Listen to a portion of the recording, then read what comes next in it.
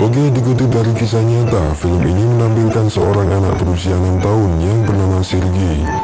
Anak ini tinggal bersama ibu dan kakaknya yang masih berusia 10 tahun di desa Green, Rusia.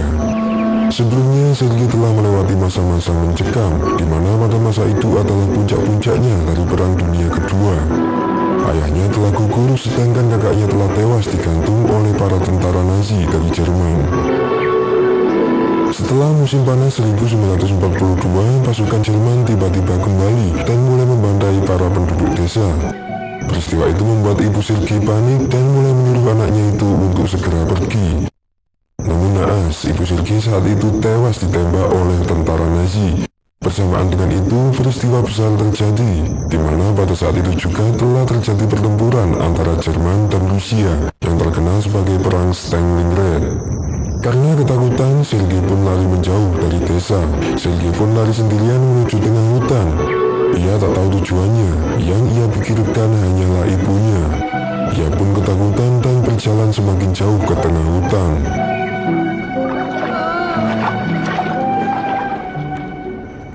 Seharian Sergei berkeliling dan akhirnya ia menemukan sungai. Setelah ia meminum sedikit air, Sergei tiba-tiba melihat para tentara Jerman.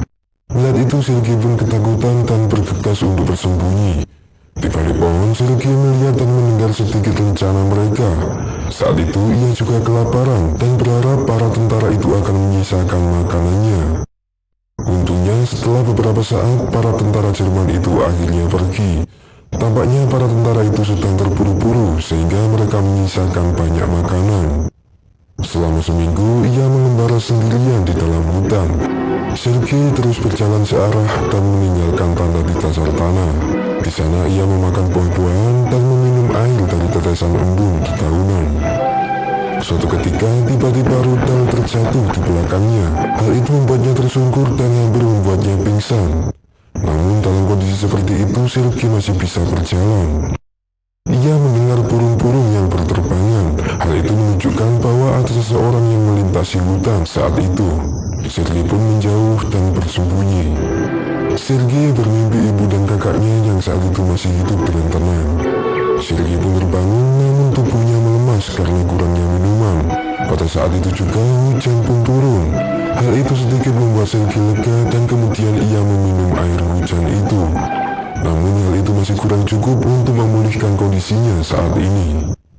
Namun setelah hujan turun, Sergei ditemukan oleh para tentara Rusia yang saat itu sedang berpatroli. Ia ditemukan oleh seorang mayor yang bernama Mikhail. Pada saat itu para pasukan pun merawatnya karena mengetahui bahwa Sergei adalah korban pembantaian oleh para tentara Jerman. Sergei pun dibawa ke Stalingrad untuk dirawat. Di sana merupakan kamp para tentara Soviet untuk menjaga daerahnya dari penyerangan tentara Jerman. Sergei dirawat oleh wanita cantik yang bernama Nina. Di sana Nina juga bersedia untuk menjadi ibu baru dari Sergei. Sergei pun melihat para tentara yang terluka, bahkan gugur. Hal itu membuat Sergei terobsesi untuk membantu mereka. Nina pun mengingatkan Sergei untuk menjadi anak yang tangguh dalam menghadapi semua masalah. Di sana ia juga sering dijenguk oleh Mayor Mikhail. Sergei pun lebih cepat akrab dengan Mikhail karena di sepanjang hidupnya ia tak pernah merasakan kasih sayang seorang ayah. Sergei pun menceritakan semua peristiwa yang ia lihat, mulai dari para tetangganya yang dibantai Nazi hingga kakak dan ibunya yang telah tewas dibantai. Hal itu membuat Mikhail terharu mendengarnya. Mikhail pun menunjukkan sebuah pistol terbaiknya kepada Sergei. Hal itu dilakukan Mikhail untuk mengembalikan semangat bocah 6 tahun itu. Sementara itu, Nina sebenarnya memendam rasa cinta kepada Mikhail. Namun, tampaknya Mikhail adalah pria yang selalu menyembunyikan perasaannya. Nina selalu memperhatikan Mikhail, namun Mikhail selalu membalasnya dengan kesombongan. Ya, intinya Mikhail adalah orang yang sok jual mahal. Nina sebenarnya hanya ingin membuat Mikhail ceria, karena sejak kecil Nina selalu melihat Mikhail yang tampak sedih. Namun upayanya itu selalu dicampakkan oleh Mikhail. Di sana Sergei selalu diajarkan seluk-beluk dalam peperangan. Beberapa prajurit juga selalu mengajarkannya cara menggunakan peralatan tempur. Hal itu membuat semangat Sergei semakin tinggi. Keesokan harinya, para tentara Jerman datang kembali dan kemudian menyerang mereka. Namun kekuatan pertahanan mereka memukul mundur para koloni Jerman itu. Di Disinilah titik awal puncak perang Stalingrad. Mikhail teringat dengan Sergei dan kemudian kembali menjemputnya. Di sana Mikhail mulai iba melihat Sergei. Jauh sebelumnya Sergei juga sudah menganggap Mikhail seperti ayahnya sendiri. Pada saat itu juga Mikhail langsung bersedia untuk mengadopsi Sergei. Mikhail juga memberikan hadiah untuk Sergei, yaitu sebuah seragam tentara. Tampaknya Sergei sangat menyukai pakaian itu. Namun beberapa saat pasukan musuh tiba-tiba menyerang camp secara tak terduga, hingga akhirnya membuat para tentara banyak yang gugur. Di sana Sergei pun panik melihat para tentara yang terluka itu. Salah satu perawat mengingatkan Sergei agar ia bisa menjaga dirinya sendiri dan selalu menolong siapapun yang membutuhkan bantuan. Perkataan itu membuat Sergei bangkit dan mulai membantu para tentara yang terluka itu. Ia juga membantu membacakan surat yang dibawa oleh salah satu tentara yang terluka pada bagian matanya. Setelah peristiwa itu, Mikhail mengajaknya untuk jalan-jalan. Namun saat itu mereka melihat bahwa pusat telekomunikasi mereka telah hancur akibat ledakan. Hal itu membuat mereka tidak bisa berkomunikasi dari jarak jauh. Melihat itu, Sergei langsung menawarkan dirinya untuk menjadi pengantar surat atau pesan. Melihat semangat Sergei, Mikhail pun merestuinya. Tugas tersebut membuat Sergei semakin gembira. Para tentara lainnya juga heran melihatnya. Sergei pun langsung membagikan surat yang berisi perintah dari Mayor Mikhail. Так, Толмачев, так, Юрченко, письма. Pada suatu saat ia berkeliling sendirian di dekat camp. Sergei menggunakan teropongnya dan ia terkejut karena melihat para tentara Jerman yang menyusup. Sergei melihat bahwa para tentara Jerman telah memantau mereka di balik tumpukan jerami. Ia pun langsung melaporkannya kepada prajurit saat itu. Awalnya para prajurit menganggapnya sebagai lelucon, sehingga mereka hanya membawa sedikit prajurit ke sana. Namun ternyata ucapan Sergei itu benar.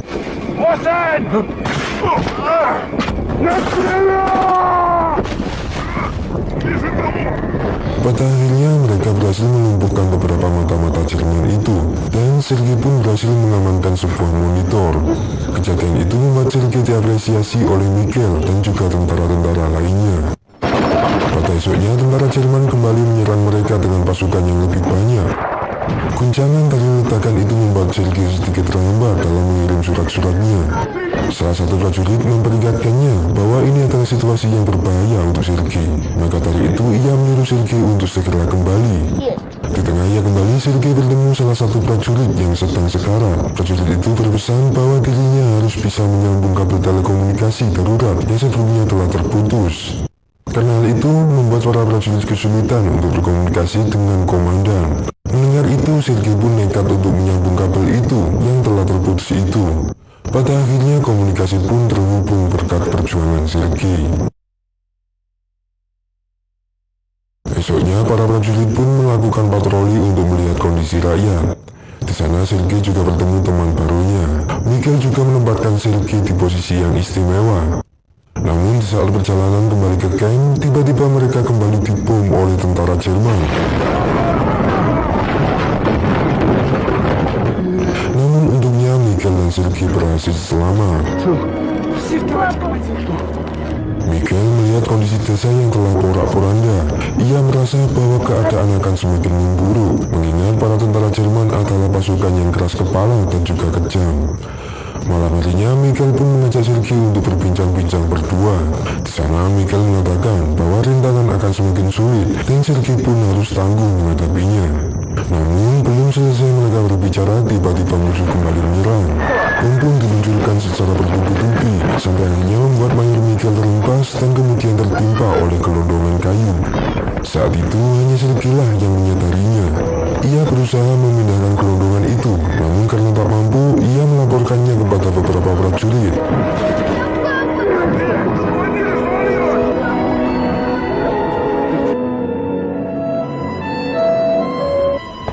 Singkat cerita, para prajurit berhasil menahan serangan, dan Mayor Mikhail pun berhasil diselamatkan.